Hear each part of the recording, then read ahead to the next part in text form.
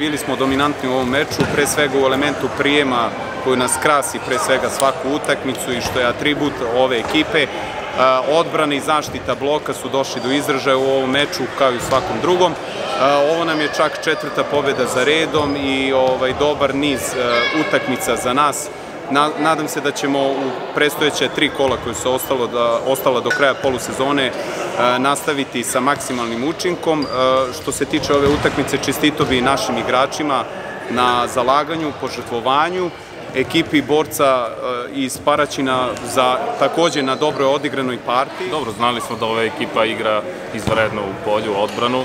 Ono što je prelomilo je prijem servisa gde su, ja mislim, 100% idealnog prijema imali u 3 metra, dok mi nismo uspeli da dodamo njihov servis.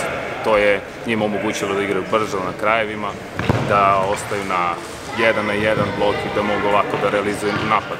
Dok je sa naše strane opet sve lopte su dizane iz sredine terena na 2 bloka, tako da bilo je teško proći njihov blok i njihov odbranu.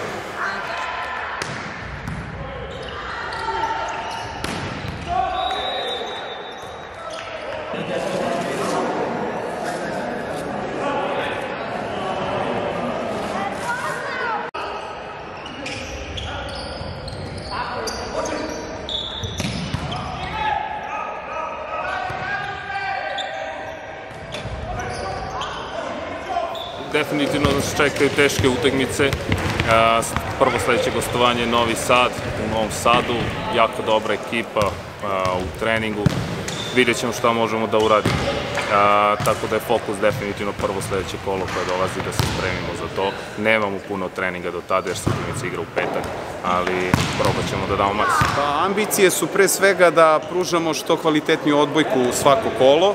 A ako nam se ukaže neka šansa, pošto ove godine se uvelo novo pravilo sa prve 3 plasirane ekipe ulaze u prvu Super ligu, a ako se ukaže šansa, što da ne, ali mi smo pre svega jedna mlada ekipa i stvaralački klub koji pre svega pravi mlade talente, pravi u igrači, imamo dobru školu odbojke i mi se nadamo da ćemo nastaviti sa našom poznatom tradicijom koja se poštuje dugi niz godina u Velikom Gradištu.